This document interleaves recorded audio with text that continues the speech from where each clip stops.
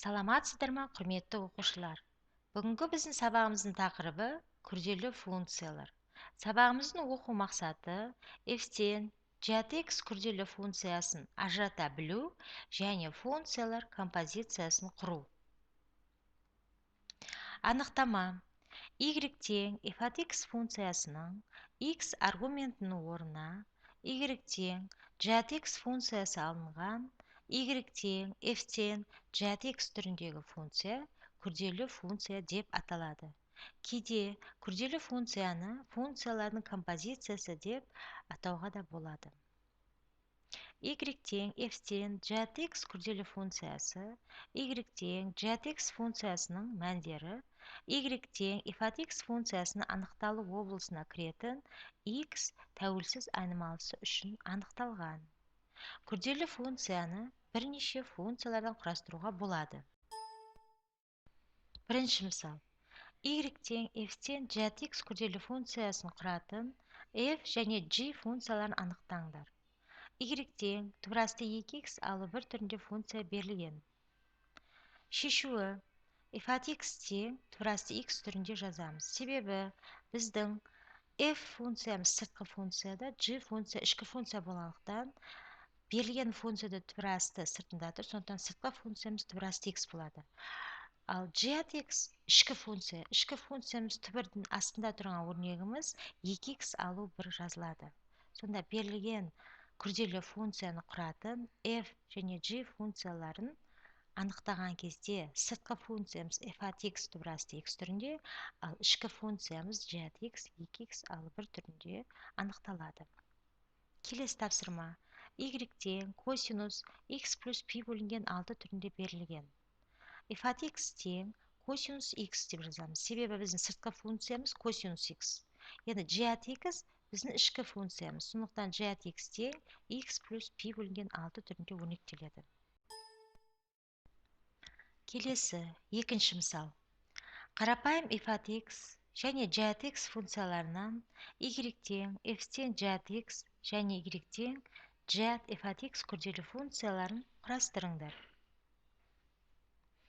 Асы f от x тең синус x, g от x тең 5x түрінде функция берілген. Шешуі: f от g от x тең синус 5x деп өрнектейміз. Себебі бізде f функция сыртқы функция, сыртқы функциямыз синус x. g от x ішкі функциямыз 5x. Сондықтан функцияда осы екі функциядан құрастырылған күрделі функциямыздың түрі синус 5x түрінде болады. Келесі g от f от x тең g функция сыртқы функция, f функция ішкі функция түрінде құрастыру керек болғандықтан 5 көбейтілген синус x түрінде өрнектеледі. Тапсырма: f от x тең x квадрат, g от x тең 6x алу 1. f от g от x тең f сыртқы функция, g ішкі функция болғандықтан ішкі функция 6x алу 1 жақшаның ішіне жазамыз да, ал сыртына f от x квадрат болғандықтан сыртында квадрат түрінде құрастырылады. g от f от x түрінде күрделі функция құрастыру үшін тең g от функция сыртқы функция болғандықтан 6 көбейтілген x квадрат алу 1 түрінде күрделі функция құрастырылады. Себебі бізде f от x ішкі функция, оның мәні x квадрат болғандықтан 6x квадрат алу 1 түрінде құрастырылады. Оқушылар, енді өзіндік жұмыс орындайық. f от x тең 3 көбейтілген x-тің минус 1 дәрежесі. g от x тең 2x алу 1 функциялар берілген. Енді осы функциялардан күрделі функция құрастырыңдар. Асы f-тен g от x түріндегі функцияны құрастырыңдар. f от x тең 3 көбейтілген x-тің минус 1 дәрежесін тең 3 көбейтілген 1 бөлінген x түрінде жазуға болады. Сонда бұл функция тең бөлшек алымында 3 бөлімінде x түрінде өрнектеуге болады. Жауабы f от g от x тең 3 бөлінген 2x алу 1 түрінде өрнектеуге болады екен.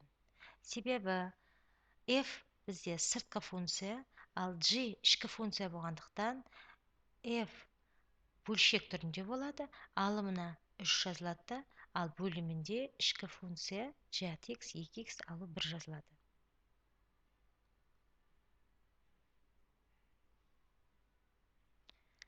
Екінші тапсырмада g от f от x тең 6 бөлінген x минус 1 түрінде жазылады. Себебі бізде g сыртқы функция, f ішкі функция ретінде жазылу керек. Сол кезде 2 көбейтілген x-ның орнына 3 бөлінген x жазылады, алу 1. 2 мен 3-ті көбейткен кезде 6 бөлінген x алу 1 түрінде жазылады. Үшінші тапсырмада f от x тең x болады. Себебі сыртқы функция f, ішкі функцияда f түрінде өрнектеу керек бізге. Берілген функция 3 бөлінген x, x-ның орнына 3 бөлінген x қойылады. Сол кезде f-тен f от x түрінде функцияның түрі x түрінде өрнектеледі. Оқушылар, бүгінгі біздің сабағымызда біз күрделі функциямен таныстық, күрделі функцияның анықтамасымен таныстық, күрделі функцияның жалпы түрімен таныстық, күрделі функцияны ажырата білеміз, және күрделі функцияны құрастыру білеміз. Функциялардың композициясын құрастыруды үйрендік. Осымен сабағымыз аяқталды. Сау болыңдар.